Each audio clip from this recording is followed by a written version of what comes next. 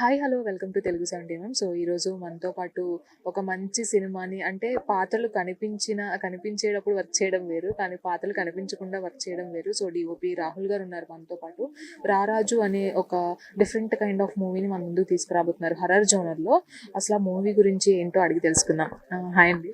Hi hi Rahul గారు, DOP అనేవాళ్ళు horror ఏ genre అయినా కానివ్వండి, జోనర్‌తో సంబంధం లేకుండా కష్టపడే వ్యక్తి. Third I of the cinema అని చెప్పుకోవచ్చు. సో, 'రారాజులో' ఏ పాత్ర కూడా కనిపించకుండా సో, ఆ ఎఫెక్ట్స్ అనేవి ఎలా తీసుకురాగలిగారు? సో, మీ ఎక్స్‌పీరియన్స్ ఏంటి? హాయ్ అండి. అంటే బేసిక్‌గా దీనికి నేను పెద్ద హార్డ్ వర్క్ ఏం చేయలేదు. మా డైరెక్టర్ గారే మొత్తం స్క్రిప్ట్ చేసుకొని, షార్ట్ డిజైన్ చేసేసుకొని, నాకు ఇలా ఉండాలి అనేసి తను ప్రీ ప్లానింగ్‌గా ప్రీ ప్రొడక్షన్ అంతా చేసేసాడు. సో, మోర్ ఓవర్ ఏంటంటే నా జాబ్ వచ్చేసి ఓకే, ఫేస్ ఫీచర్స్ ఏవి రివీల్ అవ్వకుండా క్యాప్చర్ చేయాలి ఇమేజెస్. సో, దానికోసం ముందు నుంచి తన ఐడియాస్ అన్నీ స్ట్రాంగ్‌గా ఉన్నాయి. సో, నాకు బేసిక్ ఏంటంటే ఏదన్నా ఫేస్ కనపడుతుందంటే ఆ పార్ట్ లైట్ కనపడకుండా కొంచెం డార్క్ చేసేసి, బ్లర్ చేసేసి, కొంచెం అవుట్ ఫోకస్ చేసుకోవడం.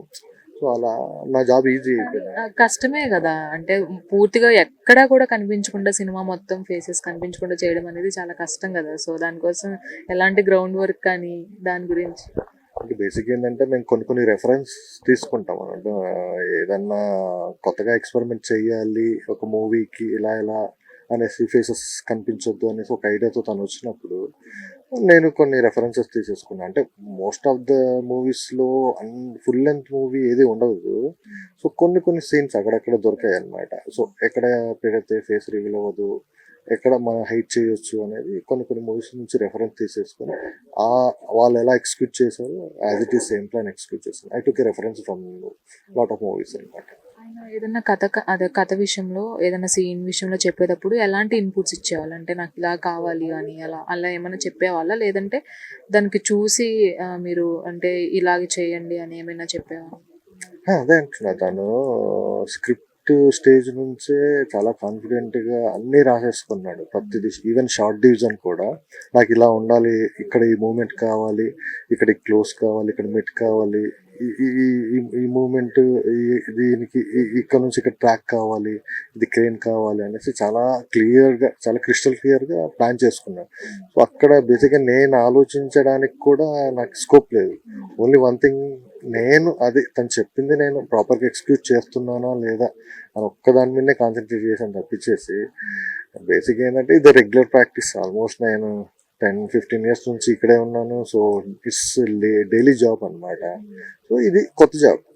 ఈ జాబ్లో కొంచెం ఎక్కువ కేర్ తీసుకొని తను చెప్పింది ప్రాపర్గా ఎక్స్క్యూట్ చేస్తున్నానా లేదా అది చూసుకోవడమే సరిపోయింది. సో అంత మిక్కిలి కష్టపడడం అయితే ఏం అనిపించలేదు.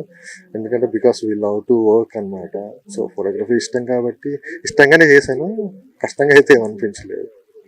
ఫైనల్‌గా సినిమా మార్చ్ 7న ప్రేక్షకుల ముందుకు రాబోతుంది. సో, సినిమా గురించి ఆడియన్స్‌కి ఒక మాటలో చెప్పాలి అంటే ఏం చెప్తారు? ఏం లేదు, ఒక డిఫరెన్స్ ఎక్స్పీరియన్స్, కొత్తగా ఎక్స్పీరియన్స్ ఫీల్ అవుతారు.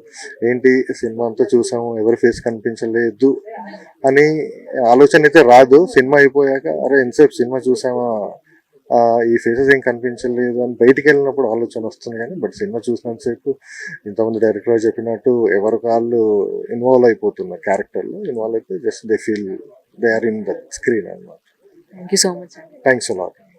సో, చూసారు కదా, 'రారాజు' అనే మూవీ మార్చ్ 7న అయితే థియేటర్స్‌లో రిలీజ్ అవబోతుంది. సో, మీరు కూడా ఖచ్చితంగా థియేటర్స్‌కి వెళ్ళి ఈ సినిమా చూసేయండి. ఎందుకంటే ఫస్ట్ ఎవర్ ప్రపంచంలో మొట్టమొదటిసారిగా ఫేసెస్ అనేవి ఏవి కనిపించకుండా ఒక స్టోరీని మన ముందుకు తీసుకొస్తున్నారు. అది కూడా హర్రర్ జోనర్‌లో. సో, ఖచ్చితంగా మీరు మార్చ్ 7న థియేటర్స్‌కి వెళ్ళి ఈ సినిమాని చూసేయండి. వీడియో జర్నలిస్ట్ రాజుతో రాణి, తెలుగు 70 హైదరాబాద్.